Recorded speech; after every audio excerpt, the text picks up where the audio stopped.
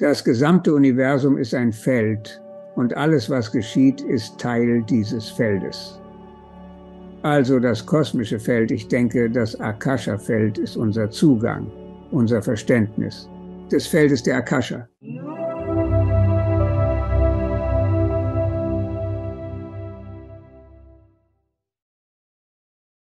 Ich möchte Dr. Ervin Laszlo zurück in der Sendung begrüßen. Wie geht es Ihnen, Dr. Ervin? Oh, ich freue mich, wieder hier zu sein. Vielen Dank nochmals, dass Sie wieder in der Sendung sind. Unser letztes Gespräch kam beim Publikum sehr gut an und Ihre Arbeit erreicht hoffentlich neue Interessenten und hilft dabei, diese Welt zu wecken und zu verändern, was ja das Ziel Ihrer Arbeit ist.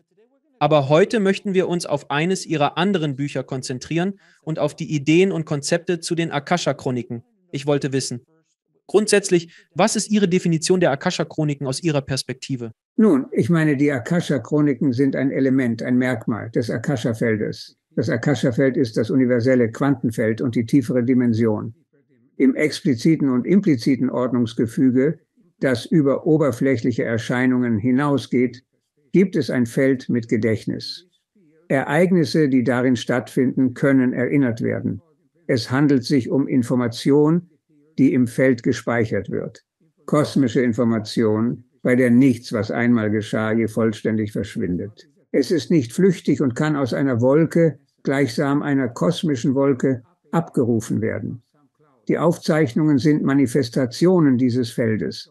Es ist nicht das einzige Merkmal des Feldes, aber das Gedächtnis ist ein charakteristisches Merkmal, was bedeutet, dass der Kosmos auf einem kontinuierlichen Quantenniveaufeld basiert, in dem alles Geschehene abrufbar ist.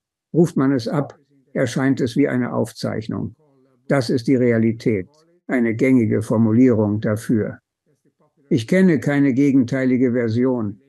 Ich möchte nicht sagen, dass das Feld selbst noch viele weitere Eigenschaften hat, genauso wichtig und interessant. Also es wäre egoistisch, nur auf das eigene zu fokussieren. Ich werde aufzeichnen und meinen Hintergrund abrufen. Was ist mit mir passiert? Was geschah mit meinem Urgroßvater und so weiter? Das ist eine gängige Vorstellung und interessant zu versuchen, doch das Feld dient nicht dazu, persönliche Neugier zu stillen. Interessant. Also, was inspirierte Sie zum Studium der Akasha-Chronik und des Akasha-Feldes? Ich bin irgendwie zu der Erkenntnis gekommen, dass ich alles, was mir je widerfahren ist, wieder hervorrufen kann. Denn wie bekannt können Menschen unter Hypnose Details jedes Ereignisses reproduzieren, die der Hypnotiseur suggeriert. Alles scheint noch präsent. Und wenn ich mir dann die neueste Kosmologie, die Quantenphysik, anschaue, auch in der Relativitätsphysik, die über Einstein hinausgeht, sieht man, es gibt gute Gründe zu glauben, dass unser Universum auf Informationen basiert. Diese Informationen sind nicht einfach heute da und morgen weg. Diese Informationen sind ein fester Bestandteil. Dieses Feld wird unaufhörlich reicher und formt ein beständiges Protokoll von allem, was im Raum und in der Zeit vorgefallen ist.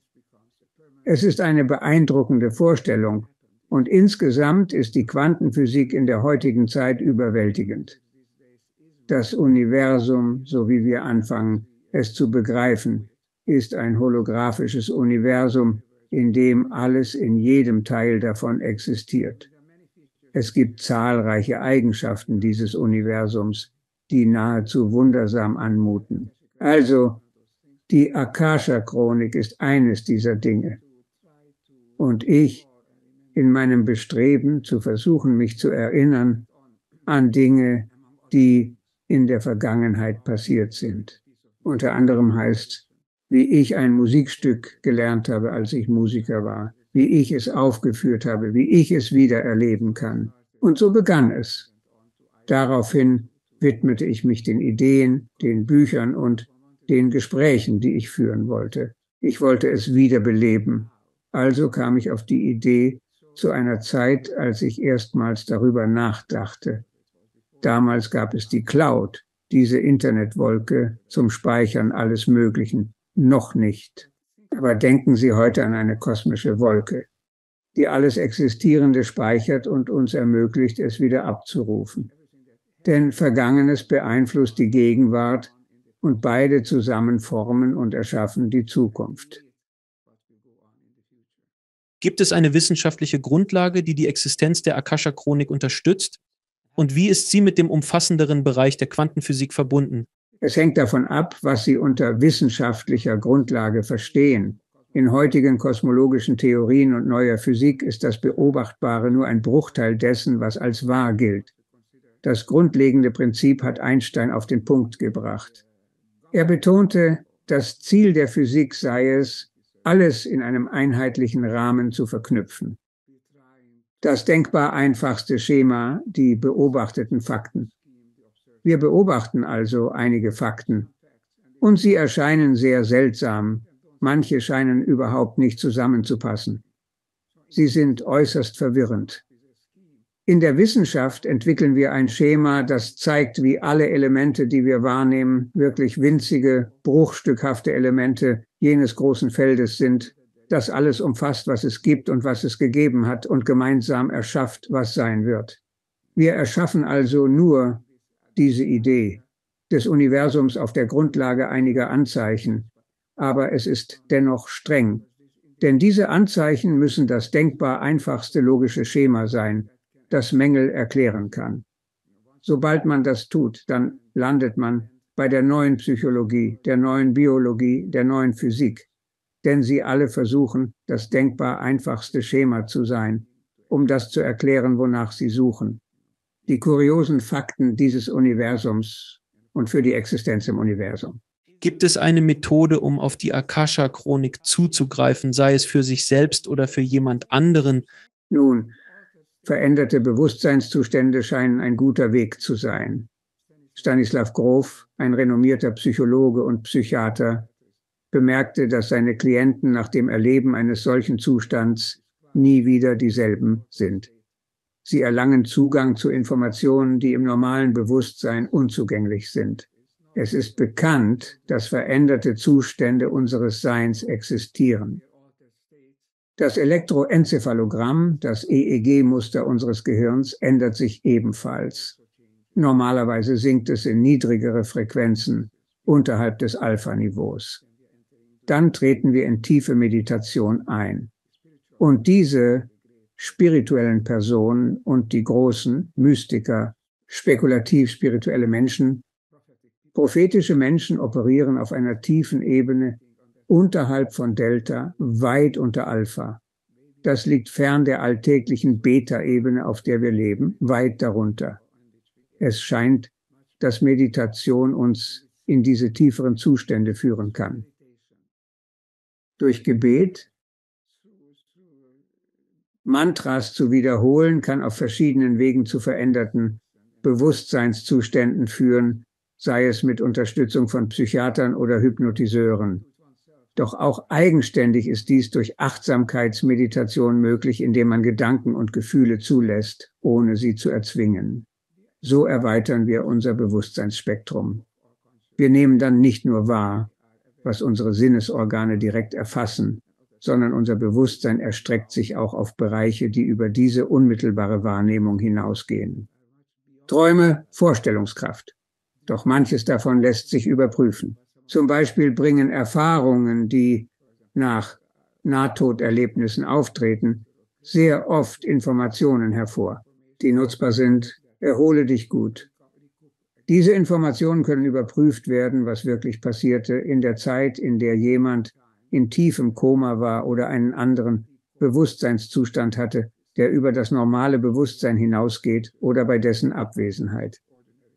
Es ist also nicht einfach, dies als Einbildung abzutun. Einiges davon lässt sich überprüfen und es scheint, dass wir Zugang haben zu Informationen, die über das Niveau der Sinnesorgane hinausgehen.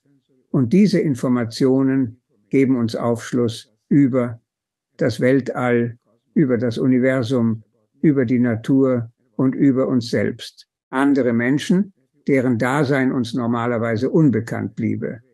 Das ist ein möglicher Weg.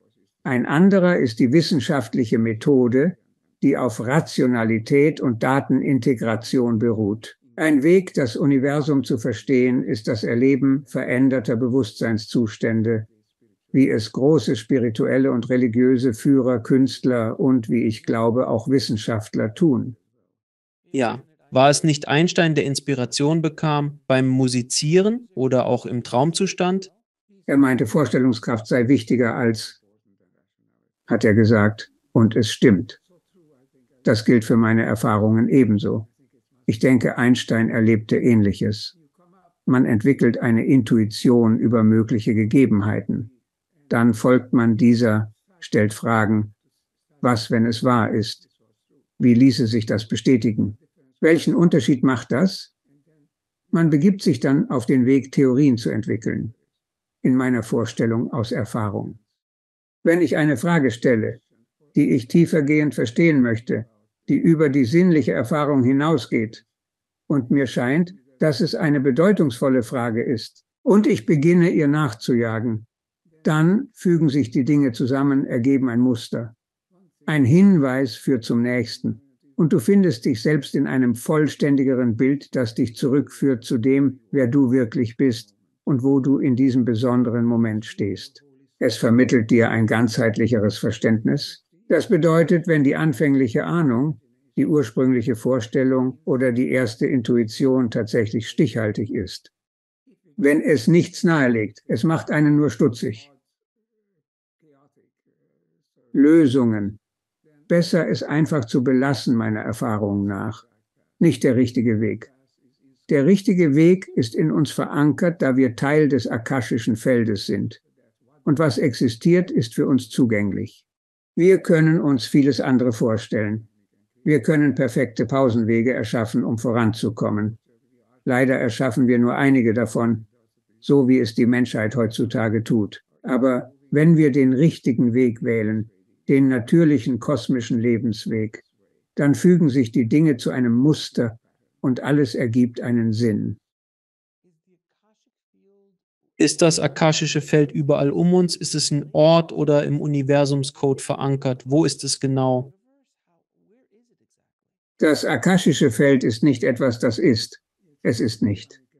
Das Universum besitzt ein akashisches Feld oder weist die Eigenschaften eines solchen auf. Ich bin der Ansicht, dass das Universum ein akashisches Feld ist. Diese sogenannte Subjekt-Prädikat-Methode erklärt Dinge, dieses Grün, es ist ein hartes Objekt und grün. Das Objekt und sein Prädikat. Das trifft nicht zu auf die neue Quantenwissenschaft, auf die neuen Informationen über die Natur der Welt. Dinge sind, zusammen mit ihren charakteristischen Eigenschaften, untrennbar verbunden. Es gibt keine einzelne Basis, keine Materie als Brennstoff oder ein spezifisches Feld für unsere Erfahrungen. Das Universum ist ein allumfassendes Feld und alles Geschehen ist Teil davon. Das kosmische Feld, oft Akasha-Feld genannt, ermöglicht uns Zugang und Verständnis dieser Zusammenhänge des Akasha-Feldes. So erscheint uns das Universum. Es erscheint uns als ein übersinnliches, akashisches Feld, in dem alles vorhanden ist, was vergangen ist. Ich glaube nicht, dass die Zukunft bereits präsent ist. Ich denke nicht, dass die Zukunft schon erschaffen wurde. Sie muss erst noch erschaffen werden. Aber sicherlich, wenn sie erschaffen wird, wird dies größtenteils in Bezug auf das geschehen, was in der Vergangenheit war. Nicht deterministisch, nicht auf eine einzigartige Weise festlegend, dass es so in der Zukunft zwangsläufig erneut passieren muss. Ich denke, es gibt echte Freiheit. Für Zuhörer, die an Philosophie interessiert sind, empfehle ich, wenn man sich Alfred North Whiteheads Metaphysik und Philosophie anschaut, beschrieb er all diese Dinge, die vor der Bekanntwerdung der Quantenphysik existierten, aber er beschrieb sie im Rahmen eines einzigen logischen Schemas, wie alle Dinge zusammenhängen, wie alle Dinge gleichsam verschwören, um irgendetwas zu erschaffen, und wie jedes einzelne Ding in allen anderen Dingen präsent ist. Es ist präsent in Geist, Vorstellungskraft und Bewusstsein. Wir jagen danach und entdecken, dass es so exzellente Physik ist, wie wir sie erreichen können. Eine so treffende Darstellung der Realität, wie sie die Wissenschaft bieten kann. Welche Rolle spielen Ihrer Meinung nach die Akasha-Chroniken für unser Verständnis von Phänomenen wie Reinkarnation, frühere Leben, interdimensionale Erfahrungen? Wenn alles, was jemals geschehen ist, immer noch präsent ist, dann ist es eben präsent. Offensichtlich ist Reinkarnation kein Prozess, sondern eine Erinnerung. Und Ähnliches passt besser zu der Vorstellung einer Wolke. Es ist da. Es muss aus der Wolke hervorgerufen werden. Unsere früheren Leben sind immer noch präsent, doch normalerweise unerreichbar. Im gewöhnlichen Bewusstseinszustand können wir sie nicht erfassen. Indem wir jedoch tiefere Bewusstseinsebenen erreichen, können wir buchstäblich erinnern, wieder hervorrufen. Jene Leben, Episoden, Geschehnisse, die einst waren und uns faszinieren. Alles Vergangene inklusive unserer früheren Existenzen, anderer Menschenleben und selbst Ereignisse, die vor langer Zeit auf der Erde geschahen, ist grundsätzlich erinnerbar. Kann das akashische Feld helfen, unser Verständnis von Bewusstsein zu verbessern? Bewusstsein führt uns wieder zurück zu dem, was ich eben sagte. Es ist nicht so, dass wir Bewusstsein haben, als hätten wir ein Gehirn.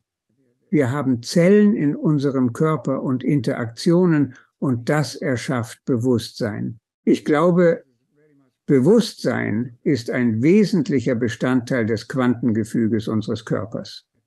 Es ist ein Merkmal, nicht Eigenschaft, da es eigenständig ist, und ein charakteristisches Kennzeichen der Realität. Dies ist ein bewusstes Universum, das wir als solches wahrnehmen können, anders als früher. Einst sahen wir es als materiell an, als passive Materie, die den ewigen Gesetzen der Newtonschen Physik folgte. Nun verstehen wir das Bewusstsein als den Kosmos selbst. Der Kosmos ist ein bewusstes Entstehen oder vielmehr das Entstehen von Bewusstsein aus einer tieferen potenziellen Schicht. Ihr habt alle Potenzial. Das Potenzial ist im Universum vorhanden. Wir erinnern uns und bleiben in Position. Ich möchte die Position ins Gedächtnis rufen, zurückgehen und aus der Wolke holen, was ich denke, was uns interessiert, was wir wirklich wissen wollen. Und weil diese Wolke all die Dinge enthält, samt unserem Zugangscode, um diesem nachzugehen, ähnlich, ist unser veränderter Zustand. In diesem haben wir einen Schlüssel zu jenen Erfahrungen. In normalen Zuständen sind sie vielleicht nur Ahnungen, denen wir nicht folgen können, vielleicht unbewusst vorhanden, doch unbemerkt. Wir spüren diese weitreichende, tiefere Wirklichkeit. In einem veränderten Bewusstseinszustand, in dem wir ein viel breiteres Spektrum von Ereignissen erfassen, als in gewöhnlichen Zuständen. Ich würde gern deine Gedanken dazu hören, wie das Akasha-Feld hilft oder hilft, das Potenzial eines kosmischen Hologramms zu erläutern, oder die Simulationstheorie umfasst alles, denn das Feld klingt faszinierend. Das ist fast so, als wäre es ein Code, wenn man die Cloud-Analogie verwenden möchte.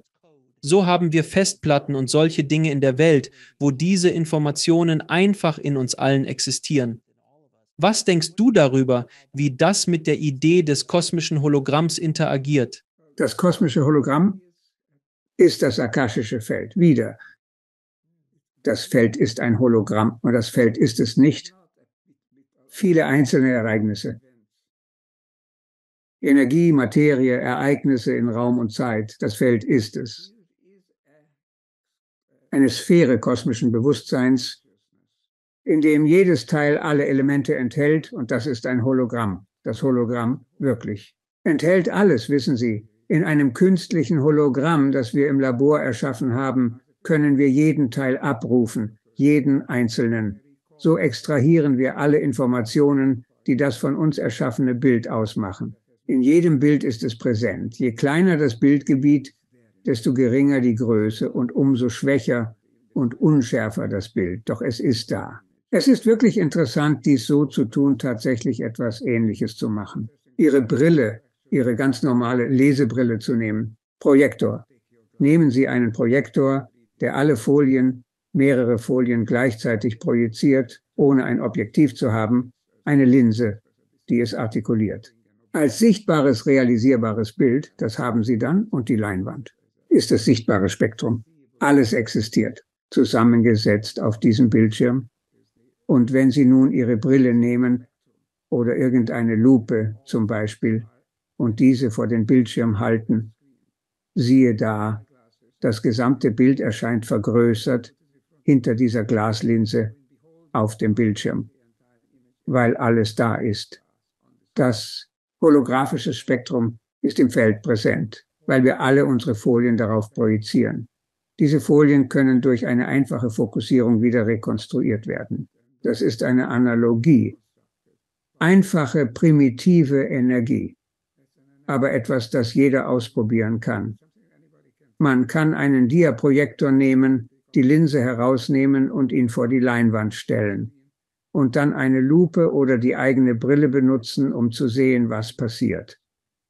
Also, alles befindet sich in einem einzigen Hafen. Man kann überall hingehen. Man kann mehrere Gläser und Lupen aufstellen. Dann erscheinen mehrere Bilder.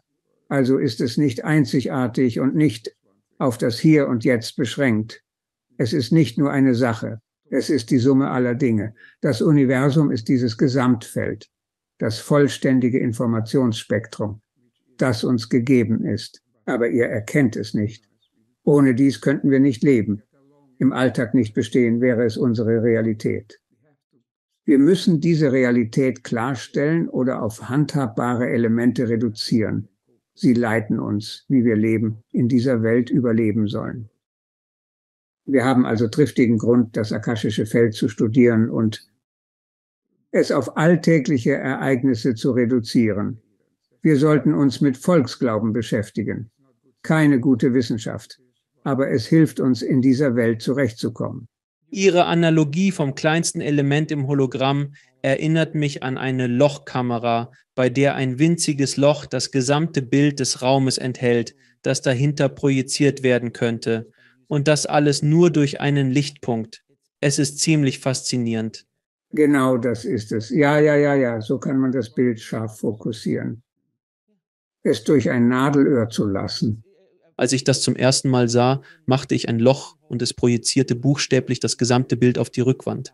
Und ich dachte mir von dem Bild, als es dann gilt, das ich aufgenommen hatte, wie ist das überhaupt möglich? Aber es ist so etwas so Kleines, kann all diese Informationen enthalten. Es ist wirklich faszinierend, wie das funktioniert. Ein gutes Objektiv fokussiert ein Bild auf einen Punkt. Es ist, als ob ein gutes Vergrößerungsglas einem Nadelöhr gleicht und wirkt. Glauben Sie, dass das Studium des Akasha-Feldes und der Akasha-Chronik eine Brücke zwischen Wissenschaft und Spiritualität schlagen könnte? Möglich. Brücke, ja. Die Brückenanalogie mag ich nicht. Sie suggeriert, es gäbe zwei getrennte Entitäten zum Verbinden. Meiner Meinung nach sind sie nicht getrennt. Es existiert ein Aspekt des Kosmos, der sich als Materie, als physisches Ding manifestiert. Ein anderer Aspekt offenbart sich in Gedanken, als Wolke, als Bild. Nun, vor über 100 Jahren sagte James Jones, ein berühmter Astronom seiner Zeit, basierend auf seinen Studien des Universums, er würde sagen, das Universum sei eher wie ein großer Gedanke, als wie ein großer Fels. Also das unterschied sich von den Grundlagen vor 150 Jahren. Heute verstehen wir in den Quantenwissenschaften, dass das Universum aus vielen Daten generiert wird. An jedem Ort, an allen denkbaren Stellen wird es erschaffen, regeneriert, rekonstituiert, stets auf Datenbasis. Was wir wahrnehmen, ist unsere Zusammenstellung jener Daten zu einem stimmigen Ganzen, das wir erkennen und mit dem wir arbeiten können. Das ist die Erkenntnis, eine Reduktion von Komplexität zur Einfachheit, eine Überlebensnotwendigkeit. Wir leben in einem dreidimensionalen Universum, auch wenn es, wie Einstein vermutete, 12-dimensional sein könnte. Aber das lebendige Universum ist unsere Kulisse für Handeln und Überleben, ein dreidimensionales Universum. Wir können durch Mathematik relativ einfach eine 4. Dimension hinzufügen. Auch höhere Dimensionen sind möglich. Doch entfernen wir uns damit von unserer alltäglichen Welt, es aus dem Bereich entfernen, in dem wir leben und bestehen können. Die Idee, die uns die Quantenphysik lehrt, und korrigieren Sie mich, wenn ich irre, ist, dass wir Energie sind. Unsere Atome, Photonen, Elektronen und dergleichen kommen einfach zusammen, um einen Stein, einen Tisch, sie selbst zu bilden. Und das ist die Basis der Konzepte. Doch meine Frage ist, was ist die ordnende Energie, die ein Atom zu einem Stein macht und ein anderes? Dr. Erwin Laszlo, ich nenne es den evolutionären Impuls. Sie mögen es Trend nennen, Motivation oder was auch immer. Es bleibt ein Gesetz. Universelles Entwicklungsgesetz, warum sich Dinge entwickeln, anstatt einfach Haufen von ähnlichen oder unähnlichen Dingen zu bleiben. Warum bringen sie Dinge hervor, die eine Kohärenz aufweisen? Dieses ganze Universum bewegt sich vom Urknall, der, soweit wir wissen, ein Zustand totalen Chaos war. Und es bewegt sich hin zur Entstehung von Quanten, zur Bildung von Atomen, Molekülen, Kristallen, Zellen, Organismen, Superorganismen, Galaxien und so weiter. Es entwickelt sich hin zu mehr Kohärenz und Ordnung. Und das Gesetz, das es in Bewegung setzt, ist noch grundlegender als alle anderen Naturgesetze. Es ist der evolutionäre Antrieb. Nicht zu verwechseln mit anderen Gesetzen. In meinen Büchern bezeichne ich es als Attraktor im System. Wissenschaftler. Ich nutze den Begriff, um zu erläutern, was passiert, wie sich ein System zeitlich verhält, entwickelt und welche Formen es annimmt. Also, das ist ein universeller Attraktor, ein Attraktor zur Ganzheit, eine Anziehung zur Ganzheit, ein Atropismus. Deshalb nenne ich es den holotropen Attraktor. Ich denke, er ist grundlegender als alle anderen Gesetze, denn er entsteht nicht an der Oberfläche, nicht in der expliziten Ordnung. Sein Ursprung liegt, wie David Bohm vermutete, in der impliziten Ordnung. Es ist die Basis des Universums, aus der es hervorgeht und die ständig seine Evolution lenkt. Ein weit hergeholtes Konzept scheint es. Doch zurück zu unserem Gespräch ist es dennoch meiner Meinung nach das einfachste Schema, mit dem wir diese enorm gewaltige, erstaunliche Fakten, die ans Licht kommen. Dr. Laszlo, können Sie erläutern, was Sie inspirierte, Ihr Buch Überlebensimperativ, Übergang zur bewussten Evolution zu schreiben? Ich meine, der Überlebensimperativ, über den ich schreiben wollte, ist ein erstrebenswerter Zustand geworden. Ein Ziel, das wir anstreben und später erreichen sollen, den sogenannten Aufschwung. Wenn ich versuche, diese Bedingungen zu beschreiben, geht es darum, wie wir eine Bewegung erschaffen, in der Menschen nicht nur überleben, sondern auch leben und gemeinsam gedeihen können. Dann wurde es ist klar, für mich und meine Herausgeber, Verleger, dass mein Thema einen Imperativ darstellt. Es gründet auf der Annahme, dass Überleben durch Annäherung an einen Zustand gesichert wird, während eine falsche Richtung das Aussterberisiko birgt. Der Überlebensimperativ ist also wirklich eine Bedingung, nach der wir streben wollen, in deren Richtung wir uns bewegen möchten. Unsere Ambitionen bündeln, Zweck schärfen, verstehen, was wir tun können, warum wir hier sind. Wir sind hier, um zu leben, zu überleben, uns zu entwickeln. Wie? Es gibt Bedingungen, die erfüllt werden müssen. Nicht alles führt zur evolutionären Zukunft.